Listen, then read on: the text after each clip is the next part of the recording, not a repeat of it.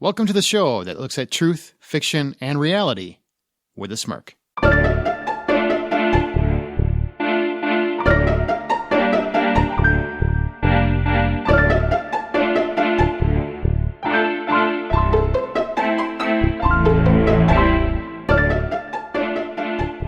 I'm Aaron Peterson. I'm Amanda Sink. And I'm Zach Parkerson. And welcome to Smirk. Each week, one of our hosts introduces an original story, which we then use as a springboard for a spirited discussion on whatever the moral or theme of that story was. And typically, that discussion is lighthearted.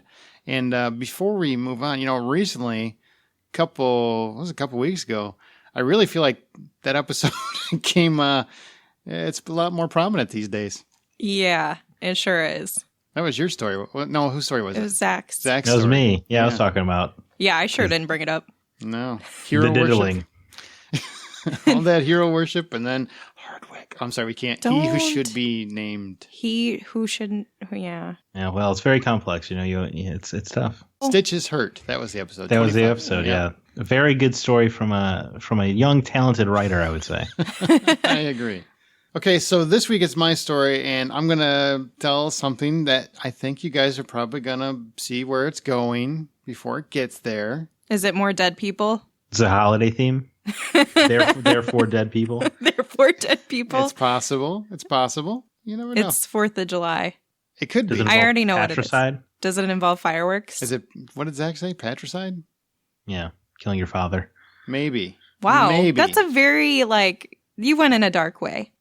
What? People kill their dads all the time. Yeah, it's just like killing a homeless man. No different. Yeah. It's had to be related. Either way, nobody notices. Wow. All right. Oh my God. If you guys are ready, it is time for my story. God, you're dark. Yes, sir.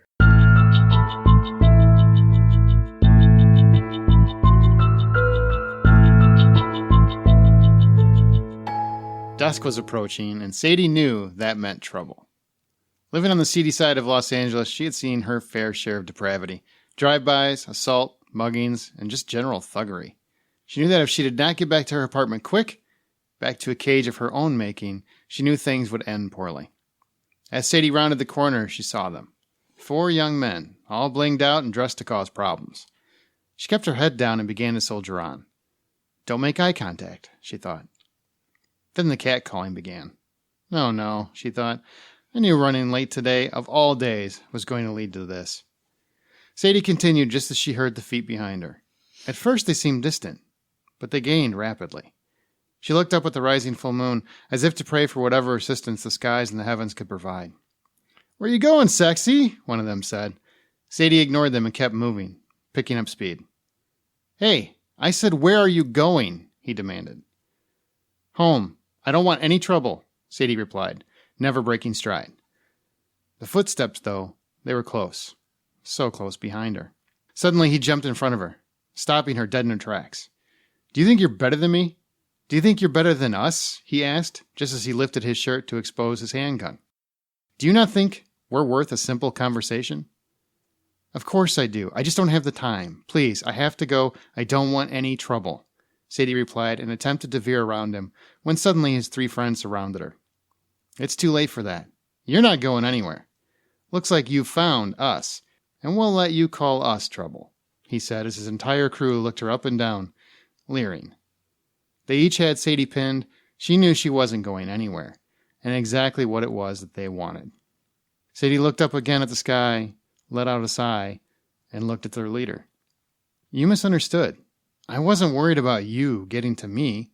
I was worried about me getting to you. With that, Sadie's brown eyes quickly turned yellow.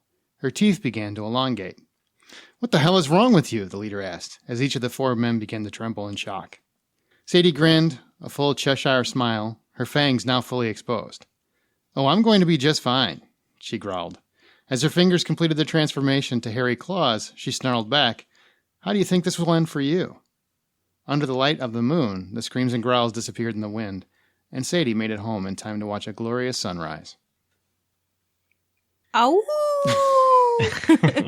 Well, that was interesting. Huh? Wow. Thought it It was took a gonna- turn. That was going to be another one of my sad holiday Yeah. specials. I was waiting for Batman to show up. Aw, Batman would have been cool. Hello, Sadie. I'm here. But I do like that she took care of herself. Is your mom's name Martha? That was a great scene. That's a great scene in that movie. Yeah, it was. So what do you guys think the moral of that story was? Got to take matters in your own claws. That is funny. I don't know. Something simple like don't judge a book by its cover. Bam! Was it really? That's actually nailed it. Hooray! I got one right out of how many episodes? That's about the first time, but good job. Yeah. Yeah, I think it was the first time anybody got it right. That's exactly what it was. Don't judge a book by its cover, because the whole story, you think it's going the one way and it's going to end badly, and poor Sadie. Mm-hmm. But no. I didn't think it was going to end badly. At no point did I think you were that twisted. Now I'm going to rewrite it. We're going to scrap this whole episode. That sounds like Aaron. Yeah. So when everybody hears it and you guys are laughing, it ended horribly and they're going to think you're terrible people. This is what happens when that person is the editor. Yeah. Good times. Good times. Don't judge a book by its cover. I think that's pretty simple. I think I would say it's cliche, but it's true. Mm-hmm. So yeah. Plus, I wanted It's to an talk expression about, for a reason. There you go. Plus, I wanted to talk about werewolves. So, bam. What made you want to talk about werewolves? Was there like an inspiration? They're a hoot. They're a hoot. Okay. All right. And a holler. No, I don't know. I felt like we've had some serious topics and some fun topics. It was time to get back. We did Ghosts. We had a lot of fun with that one. So I wanted to do my favorite monster. Your favorite monster is werewolves? Mm-hmm. I don't think I have one. You don't have a favorite monster? Do you have a favorite monster, Amanda? You're a monster. Who doesn't? I'm your favorite monster? No, you're not my favorite monster. Oh, sorry. What's your favorite monster? Sorry. My favorite is probably vampires because I like the progression that's happened with vampires, like where they started and how they've evolved. Like all the sparkling? No. I was going to say except for Twilight. That doesn't count. That's not vampires. In the light. You don't sparkle. So beautiful. No, they're not. No. Who wouldn't want a vampire mirror ball? Those vampires deserve to be in the 70s so they can disco along with the dance parties. They would stand out. They would blend in with the disco balls is really what would happen. So anyway, Twilight sucks. That's what we're saying. Yeah. So you don't have a favorite monster, Zach? It's Buster Bluth. And Arrested Development fans are laughing right now. Both I of them? assure you. There are dozens of us. Dozens! They laughed at that too, by the way. Why don't you explain that to the people who don't care about that show? And I don't tend to watch it. Buster Bluth loses a hand at one point. He gets replaced with a hook. So he often just, when he's upset about something, he'll just scream, "I'm a monster," and then start cutting things up with his hook hand. Okay, all right. And then dozens of us is because a character is never nude. And there are dozens of us. Dozens. So. Okay. Yeah. I'm playing to the wrong audience right now. There are listeners chuckling right now. You guys don't understand. Yeah. Anyway, I like mummies. I think mummies are cool. Yeah, mummies are cool. I've never understood how scary would a mummy actually be. I mean, I can outrun you, dude. I can just throw water on you, and then it's really hard for you to move because you're all damp. I don't know. Emotep, he showed some force. That's the exception to the rule. Most mummies are just wrapped up in gauze, and they're going really slow. And I don't even know what they want, but they take forever. They're undead. You can't take them down. And some of them, they You have can outrun like supernatural elements behind them where they can actually like steal your soul, or they can take over your body by inserting their soul into that body. Whoa! So mummies are kind of naughty. Cool. They're kind of dirty. Is No, what they are. why did you take it Was that it- way? It's Sophia Botella in the new Mummy film, right? Yes. Yeah. Yeah, she certainly stole something from me. You know what I'm saying? Oh. She was actually really good in that movie. She was. Also, she's very pretty. Also, she was very pretty. That was like a high school statement. So like a high fanboy. school nerd. Hey, whoa, I was not a nerd in high school. Please, thank you. All right. So my first question is: did those boys get what they deserved? Oh, no Heck question. yeah, they did. Next question. Move on. That was easy. Let's talk Yeah, about the come next on. thing. Yeah, shortest episode ever. Wow. So they deserve to die? Yeah. Okay, well, let me reiterate my stance on the death penalty, but yeah. I'm a big supporter of the death penalty. I'm not. But Ooh. This feels like it could be a whole episode someday. Yeah, yeah. Let's veer off the topic for now. part 2. We'll get back to it when we all just scream at each other, 5 weeks from now. So no debate whatsoever. All right. I mean, I don't think there's any question. Do you, Aaron? No, not really. I mean, I'm cool with Yeah. it. See, I don't think there's. It's hard to advocate for the attempted rapist. Maybe they were just gonna like be really annoying. Look, our legal system isn't going to do anything about it, so at least this werewolf will. This werewolf is the Punisher. Yeah. Yeah. And she's taking out the trash. I like it. So, if you had the powers of a werewolf, would you use them if you could command them at any time? Well, let's go over what all the powers are, because don't they just like get hungry and eat people? Like, do they have any other power? Because I don't really want to eat people. Well, I mean, they have enhanced strength and stamina, right? They do, but Speed. I got to come back to this. How do you know you don't want to eat people if you never had one? That's a good point. But I'm too picky of an eater. I won't even eat seafood. I really want to reiterate to people, you don't know if you don't like something if you haven't tried it. This is probably not a statement you should be making. We are not affiliated with Aaron's statement, or at least I'm not. Just making a statement. Broad statement. I would try human, sure. If they were consenting. Why not? If they were consenting. Yeah, if my best friend had to amputate his leg and he's like, dude, check it out. I got them to ground up this leg. You want to try it with me? I'd be like, of course I will. Oh, you just turned off so many people. Would you do it like sushi or? No, it would have to be like a burger. Yeah. You want it nice and juicy. Werewolves eat it so raw. It's just gross. Yeah, I don't think I'd eat a raw leg, like straight from the bone, but. Well, I think their powers are they become unkillable. They're vicious. So many people have silver bullets on them at any given moment. Mm-hmm. Yeah, mine are in the shop. Right? Hang on, I got to run back to the bedroom and find my silver bullet that I got as a collector item at a con for that book I like. Yeah, so no. I don't know that. I don't ever really think to myself, I'd like to be a werewolf. It just doesn't hit me like that. Sad thing that I do. I'm a little concerned, like, if you're hungry, what are the chances you're going to eat my pinky? I don't think all werewolves eat people, only when they're attacked. Right. Or, well, it's always, it's such a curse being the werewolf because you don't have full control and you eat people. Isn't that the whole shtick? Isn't that why in movies people are trying to go to the woods before they transform so they can change themselves to a tree? Yeah, but here's the thing. Like, people can rewrite, because it's, fiction. They can rewrite those rules and make it so I can just transform and then bam, I'm Billy the werewolf. And I want to go eat people when I feel like it. It's the name of my new hit animated series, Billy the Werewolf. It could happen. I mean, do you think about, it's obviously your favorite monster. Would you really want to be a werewolf? I think it'd be kind of cool. As long as I could control it. I don't want to go hurt anyone that I don't think does. You don't want to go what to people? Hurt anyone. Oh, I thought you said "Rrr," and I was like, what is that? Is that like a werewolf? Right now. Yeah, he's putting his scent on him. I'm getting a howling moment right now. Oh, yeah. You're looking a little hairy. You just stay here in the office while I transform. Don't go anywhere. Can we talk about that for a minute? Why in movies do they never run when they're transforming? Why do they always watch until the transformation is complete? You'd be transfixed. What do you mean? How could you not watch something reshape its entire skeletal and muscular structure in front of you? Yeah. You've seen a movie. You know what happens when it's done. Why wouldn't you run like hell? But now I'm the only person who's seen somebody transform into a werewolf. Yeah, and nobody's going to know that because you're dead. There's a high chance that. Well, luckily my silver bullet is only ever in my, it's in my front zipper of my bag, so you keep it. I'm usually ready. Keep it right next to my garlic. You're so handy. Interesting. Do you guys believe in werewolves or creatures of this nature? Nah. Negative. I feel like we've definitely addressed my stance on the supernatural on the show before, and the answer is a hard no.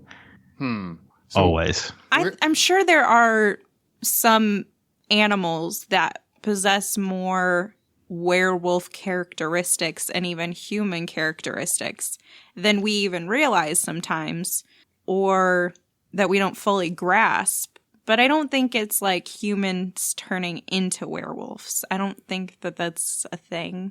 If it is a thing, I don't want to know about it because I don't want to get eaten by a werewolf. I know nothing. I'm innocent. Leave me be. I will say the concept of the monomyth is interesting to me. The idea that before even, our different parts of the world were intermingling, that you could find things dating back centuries, that everyone had their own concept of a werewolf. Everyone had their own concept of, like, everyone has like a King Arthur myth, the Lost Royal myth. So, and everyone had like a dragon myth, and everyone had a werewolf myth.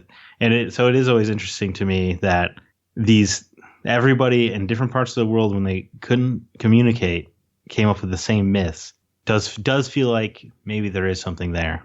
Really? Or people start to use their imagination. They were probably bored a lot of the time and didn't have... They couldn't be bored. They were fighting to survive every day. That's true, but then it just became a part of their natural everyday. It just became part of their everyday. It wasn't anything unusual to have to fight to survive. It became natural for them. So then maybe sometimes you use your imagination just to make the days a little bit easier. But that was just a Doberman pinscher. No, it was Jim. It was Jim. But I'm sure people like ghost stories and fire stories have been distributed for many, many years. And obviously those evolve. But you also have writers who develop something and in some way pass that along. And then people start to use that with their imagination, whether they're putting it down on paper or just word of mouth. I think those stories start to get around. But that doesn't necessarily mean that they're inspired from a true life event. So, Zach, since you're the one that's most open to it sounds like. Well, just from a historical context, I gotcha. Yeah, when I was a kid, I was convinced that dragons had to be real because everybody had the same idea of a lizard with wing that was giant, breathing fire, thousands of years before they could have seen each other. So I feel like there is, if things like that weren't real, then it certainly speaks to something interesting about humans in general, that we could independently of one another come up with the exact same idea. So, Mr. Atheist, how does that play in with God? Well, there's no such thing, Amanda. But those people had the same concept, Right. And they didn't talk to each other. But there, there's polytheism, monotheism. Everyone had their own spin on religion to try to explain where the world came from. What's interesting about dragons and werewolves, as we're talking here, is that those two things where the details are exactly the same, even separated by oceans. Whereas God has a different interpretation depending on usually, the ecology of your environment or what your natural resources are or how harsh your environment is shapes what religion came up there. That's fascinating, actually. I'm kind of just wanting to hear him tell the rest of the story. Monomyths are very interesting. The fact that everyone has a version of the lost royal who finds out about their natural birthright, who encounters a powerful sorcerer or wizard, and then comes to power like to save a kingdom, that everybody has that exact same story is fascinating. Maybe it's because the family has passed it down generation to generation by word of mouth. Yeah, which would give them the same consistency. But you think the people in Ghana, Africa, and the people in Britain had you think they were swapping ideas 10, 15,000 years ago when they couldn't even communicate? I mean, I get what you're saying, but every area has gone into another area's territory at some point or another and could pass along those stories. Right. I mean, there are cave markings and stuff of these stories. So then maybe those people visited, saw them, and had that interpretation because they were good artists. You think they visited Britain when they were like in caves? You don't know. Man, you don't know their life. They didn't have boats. Interesting. All right. You got some like caveman going, Britain. Look, I'm just trying to make sense of this because I don't think it's something that people have seen. I just think it's part of imagination. Well, you do have the concept of animals. And I think, the dog is very prominent in every culture, in every area of the world.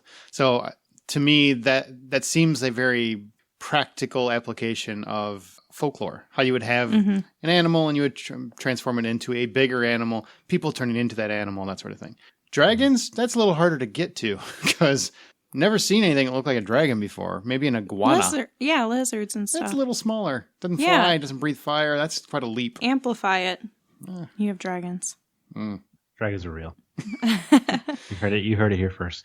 So I was trying to ask a question a minute ago, and your epilogue was beautiful, so I didn't want to interrupt.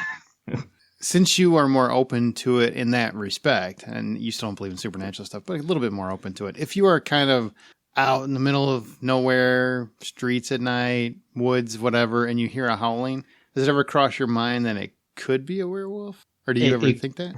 It has crossed my mind that I hope it's a werewolf. What? Not that it would chase me down and eat me, but then it would be cool to live in a world where those things were real. I think it would make everything more interesting. Yeah. Huh? Yeah. Just to have some vicious animal that's like ripping flesh apart of innocent people who are just walking by. That would be super cool. You only have to worry about it, one night a month?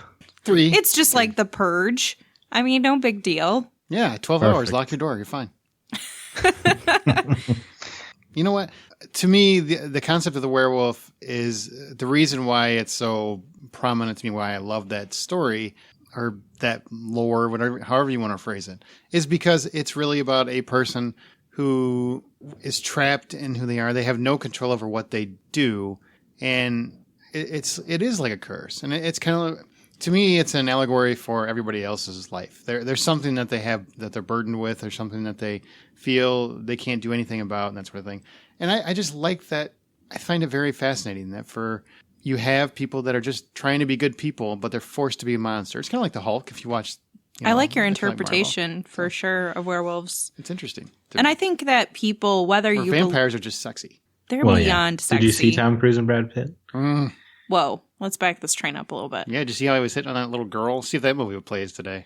I think that She's 1,000. The reason people start to, because your question was basically like, if you're out in a scenario, do you feel like you might be experiencing, seeing, or hearing a werewolf? Cross your mind, even though you know it's not true. I think it's just because, at least nowadays, and I can't speak to like back to caveman days like Zach was talking about, but at least nowadays, Go to Britain. We're so invested in pop culture, whether it's comics, movies, TV shows, just even storytelling, that those things are prominent enough in our imagination, and we've heard them so much that we start to think about them a lot more. So we associate those sounds with that, and whether it's like a fear of that happening or an intrigue of that happening, I think it doesn't necessarily equate to you believing in it, but it certainly can alter your imagination and your immediate responses. Wow. All right. That reminds me of being a kid and letting spiders bite me. Dude, I would go out and like walk around at night. Wait, what? Oh, because of Spider-Man. That took a minute. Spider-Man. Because I knew it was just a story, but like, what if? What if this was the one? What if this is the one time? You walk through like a nuclear plant with a spider, and you're just, come on, buddy. I don't know the radiation levels of the spiders in my mother's basement. Oh my god. I was young. That's amazing. I mean, I was at least only 12.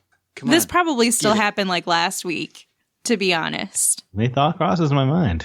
What if by taking the spider outside, I'm losing the chance to be Spider-Man? I would for sure give up the opportunity to be Spider-Man if it meant that I could kill a spider. I'm with you. Every time I saw a spider, the same thought crossed my mind. Yeah, smart guy. Mm-hmm. No, get rid of them. Burn them. I've never killed a spider. Well, don't ever come around me, because I need somebody around me at all times that will be willing to do so. Why can't they just take them outside? No, because then they survive. They can come back. Not everyone has to be like me, where I just let them go about their business. You know, they kill other bugs, right? Creepier They're bugs. very helpful. Kill all of them. Burn all of the bugs. Why? I don't care that we might need them. Like, you would just have get to rid walk of them all. around engulfed in flame. That's fine. Let me do it. Okay. Somebody buy me a flamethrower for my birthday or something. All right. Last question. What do you love or hate in the werewolf genre, Zach? Oh, I hate when they turn into basically just a wolf. I like when they're on their hind legs still. It's like half man, half wolf. Yeah, me too. You know what I'm saying? I hate this. Again, going back to Twilight, this Twilight era of the werewolf where you just turn into a dog. Yeah, I don't like PG-13 werewolves. I'm sorry. I mean, they have claws. They're bears. They're basically grizzly bears. So make them ferocious. Dog soldiers. Here's a hot recommendation for the listeners. Sci-Fi had a show called Being Human. It was about a werewolf, a vampire, and a ghost all living together and trying to be humans. Mm-hmm. It's pretty great if you like this monster fiction. That's good. Same. I do not like when they don't have any emotion as a human, but I also don't like them to have a lot of emotion as a monster. So I want it to be separated. And well, the reason I bring that up is because in Buffy, I can't remember the girl's name. It wasn't Seth Green's monster. Every comparison go back to Buffy with you. It does. Oh man, it's seriously. They also incorporated pretty much every type of monster into. We got it. We don't need a Buffy book report. Anyway, can you tell me what happened at the end of season 1? Do you really need to know? No. Okay. Aaron will shut this podcast off. So not Seth Green's werewolf, but there was like another girl that came in and she was a werewolf. And they just kind of like had werewolfy emotions, but like as people they also did. And it was just like, no, you're supposed to deviate. You're supposed to have emotions as a human being and be a monster as a monster. Yeah, Like, I agree with you. because sometimes they're unable to stop themselves or have any control as a monster with the people they care about.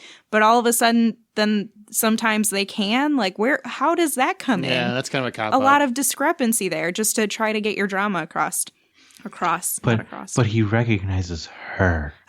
No. It's kind of like American Werewolf in London. It's cheesy. I don't like that stuff. I don't either. I just want straight-on sadistic. That's why I love the howling, because once they turn into werewolves, they just don't care. They're killing. That's the right attitude. Right? I love that. I feel like that's what the monster is supposed to be, though. It is. That's what it's supposed to be a tear in between the two. And you gave it a way better perspective than I would have figured out to utilize. One of my favorites is Stephen King's Silver Bullet, which is an old one. I think it's probably on Netflix, or it used to be. But once you find out who, and I don't want to ruin it in case you haven't seen it and you do want to check it out, but once you find out who the werewolf is, it's kind of you see that it's a character that hasn't wanted to be that. But he also didn't want to die. So he's like, what do you want me to do? I've tried to force myself into hiding. I've tried to secure myself. There's some things I just can't do anything about it. It's not my fault. It's an interesting dynamic. Are they really the bad guy if they can't control that? So would you guys, if you had a werewolf that was like trying to attack you or your family, and so then you obviously know that they're human by day, would you accept killing them, or would you try to save them as an animal/human? Right, they're coming after the family. You got to put them down. Here's you an don't old even adage care. for you. Here's an old adage for you. Men go to prison, dogs get put down. You're a dog at this point. Okay. Well, I should have known that was coming. I mean, I would see which member of the family is the dog going for first, Yeah, right. Let's weigh this. That's a good point. Yeah, because if it's your bratty kid, sometimes Uncle John, he's just over there in the corner. You're like, man, I'm really sick of him. He's constantly bitching at everybody He's been sleeping on the couch 2 months, keeps saying he's going to get a job. Yep. Accidents happen, John. Basically, you lock yourself in the bedroom and be like, well, I guess he's got to come through the living room to get me. I'll shoot him when he gets here. I don't like the only one I really don't like is the silver bullet angle. I just think that's ridiculous. I know that there's reasons in literature and you can go look them up and that's fine, but it's just it's a ludicrous concept that only silver bullets can put the. So would you prefer that they're not invincible? They just take a lot of damage or something? Yeah, that's what I would like. It's more of they're modifying their entire body, both muscle and skeletal. So I would say that it reinforces a sort of armor, maybe, in that respect. Mm-hmm. I prefer that. A thick hide. Yeah, I'm cool with that. But only silver bullet. Well, let's go melt this silver necklace down and get us a silver bullet. You're always melting something down in werewolf fiction. Yep. Because I just have a smelting apparatus on hand. We know a guy. There's always one guy in town, the pawn broker. And every pawn shop in these small towns always has perfect bullet molds. Exactly for the gun you happen to have. Yeah. Here's my dad's revolver. Oh, don't worry. Yeah, no. I definitely have a 32 caliber mold. He made one once before, and then he died. It wasn't as effective as we thought it would be. Turned out, silver to lie. We found that out. Turns out Dad did not buy Mom a real silver necklace.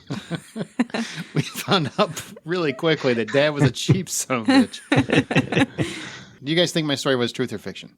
Guess it depends on your perspective, if you believe in them or not. Fiction. Is it fiction? It sounds fictional. This actually happened in Los Angeles 12 years ago. Oh my God, a werewolf? Yeah, I was put down on the spot. It's really sad. Yeah. No, it's fiction. Come on. It's a heartbreaker. Very Dream fiction. maker. So fiction. Are you singing Pat Benatar right now? I do in all of my days. It's just so weird. Love taker. There are worse options. There are. Don't you mess around on me. So what's the name of your story? A Bite in the Dark. Oh, you guys always come up with really clever title names. Yeah, well, you have clever ones too. Unfair. That one was a classic. That one was the worst. I actually forgot that I titled it that, and when I heard it, I was like, "That's what it's titled." And okay, that was rough. Sorry, guys. Don't put that in a book. All right, well, as our show goes, we will occasionally pick listener stories to read and discuss on Smirk. If you'd like the chance to have yours read, and I think we have a couple coming up, email it to mystory@smirkpodcast.com. Join the conversation by joining our Facebook group or follow us on Twitter @SmirkPodcast, and be sure to use the show's hashtag Smirk. Don't miss an episode. Be sure to subscribe to Smirk on your podcast app of choice, and check out our website at smirkpodcast.com. Please leave a review, too. If you are enjoying the show, go to Apple Podcasts or iTunes as you know it, and just leave Smirk a review, because it does really, really help the show, and we're still kind of finding our footing, so we do appreciate that. Tell your friends. Yeah, tell your friends. Tell your friends. The ones that listen to Arrested Development, both of them. People like that show. Do they? Just because you guys don't get it. We don't get it. That's right. He used that line. I'm using the old "don't get it" defense. You know what? You know that your defense is terrible when you resort to that. At least I didn't try to say something about Hitler. That's when you know it's really over. That never works out, man. That doesn't work out for anyone ever. All right, well, thanks for talking to me about werewolves. And as you write your own life story, always remember to tell it with a smirk.